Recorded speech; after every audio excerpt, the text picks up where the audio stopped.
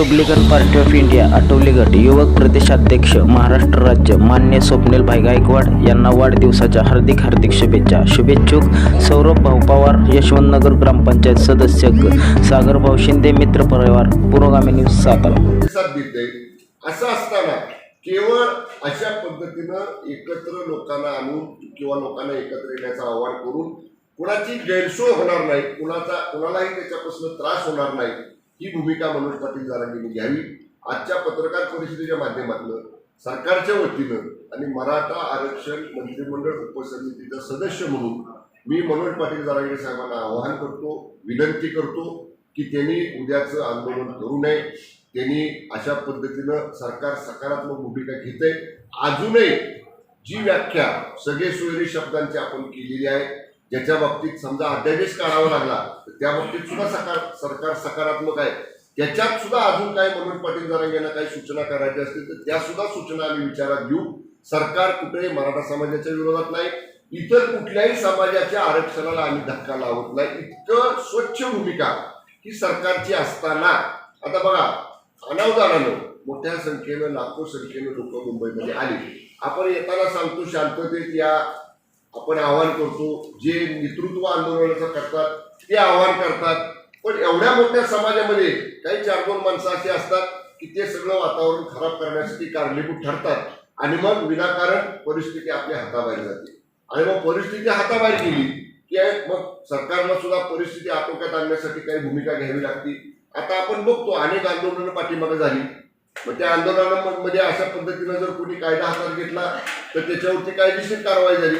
मग परत आंदोलनाची भूमिका घेणारेच लोक सरकारकडे पाठपुरावा करतात की आता आमचे गुन्हे मागे घ्या, आमच्या मुलांच्या नोकऱ्यांचा प्रश्न आहे, आमच्या मुलांना सातत्यानं कोर्टात हेलपाटे मारावे लागतात, आमचं व्हेरिफिकेशन जास्त म्हणजे कॅरेक्टर व्हेरिफिकेशन ते आम्हाला मिळत नाही। मग सगळ्या पुढच्या गोष्टींचा विचार करून सरकार सकारात्मक असताना मनोज पाटील जरांगे साहेबांनी उद्या मुंबईला येण्याचं जे आव्हान महाराष्ट्रातल्या जनतेला केलेलं आहे ते मागं घ्यावं। सरकार चर्चेला सदैव तयार आहे, त्यांच्याशी अनेक वेळा चर्चा झालेली आहे आणि आतापर्यंत ज्या गोष्टी मी सांगितल्या या बाबतीत सरकार कुठेही नकारात्मक नाही, कुठली बाब सरकार दडवून ठेवत नाही।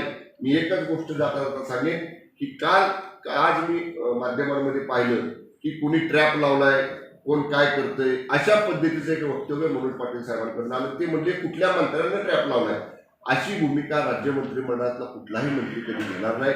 राज्यात कायदा सुव्यवस्था राखली पाहिजे, राज्यातल्या जनतेचे प्रश्न सुटले पाहिजेत, ही सगळ्या मंत्रिमंडळाची संयुक्त जबाबदारी आहे। त्यामुळं कदाचित मनोज पाटलांच्याकडे काही माहिती आली असेल, त्यांनी त्याची खात्री करावी। एखाद्या मंत्र्याबद्दल त्यांना कोणी काही इनपुट दिला असेल, जरूर माझ्यासारखा एक त्यांचा मित्र आहे, मंत्री आम्ही नंतर आहोत, माझे मनोज पाटील जरांगे पहिल्यापासून मित्र, त्यांनी मला सांगावं। त्याला जे अनेक वेळा त्यांचं माझं बोलणं होत असतं, त्यांनी जर मला सांगितलं की असं मला समजतंय, आम्ही जरूर त्याची शहनिशा करू। पण मी 110% सांगतो, कुठलाही मंत्री मान्य मनोज पाटलांच्या बाबतीत अशी भूमिका घेणार नाही। त्यांच्याबद्दल सगळ्यांना आदर आहे, त्यांच्याबद्दल सगळ्यांना प्रेम आहे आणि चर्चेतनं राज्यातली कायदा सुव्यवस्था बिघडणार नाही, अशी भूमिका उद्याच्या आंदोलनाबाबतीत मनोज पाटलांनी घ्यावी। त्यांनी त्यांचं आंदोलन रद्द करावं, राज्य सरकारला सहकार्य करावं। केव्हाही राज्य सरकारची 24/7 त्यांच्याशी या प्रश्नावर चर्चा करण्याची तयारी आहे। आता राहिला प्रश्न, जे 54 लाख लोकांचे नोंदी सापडल्यात त्यांना 20 तारखेच्या प्रमाणपत्र द्या, हे जे माननीय मनोज पाटील सांगतायत। 54 लाख लोकांना प्रमाणपत्र देण्यासाठी एक प्रमाणपत्र द्यायचं झालं तर त्याची कार्यपद्धती कायद्यानं निश्चित केलेली आहे। त्याला माझ्याकडे आता सुद्धा त्याची माहिती आहे, त्याच्यासाठी किती कागदपत्र जमवावी लागतात, किती ठिकाणी अर्ज करावे लागतात, किती ठिकाणी त्याचं क्रॉस व्हेरिफिकेशन करावं लागतं।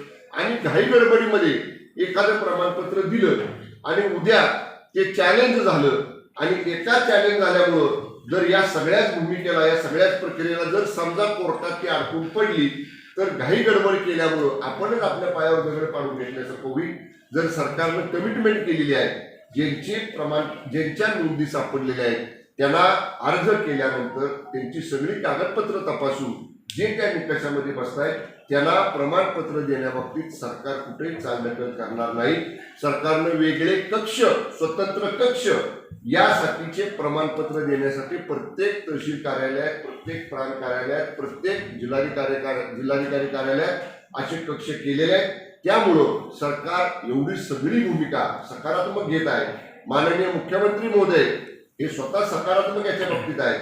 जरी माननीय मुख्यमंत्री महोदय गेली 3 दिवस परदेशामध्ये होते, काल माननीय मुख्यमंत्री महोदय आल्या माझं त्यांचं या बाबतीत बोलणं झालं.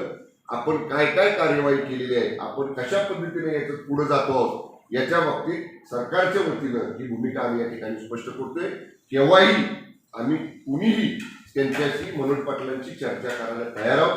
त्यांनी अशा पद्धतीनं राज्याला उद्याच्या त्यांच्या आंदोलनामुळे कुणालाही सामान्य माणसाला तकलीफ होणार नाही, त्रास होणार नाही आणि कायदा सुव्यवस्था बिघडणार नाही यासाठी मनोज पाटलांनी उद्याचं आंदोलन रद्द करावं यासाठी त्यांना सरकारचा मंत्री म्हणून मी विनंती करत आहे. धन्यवाद.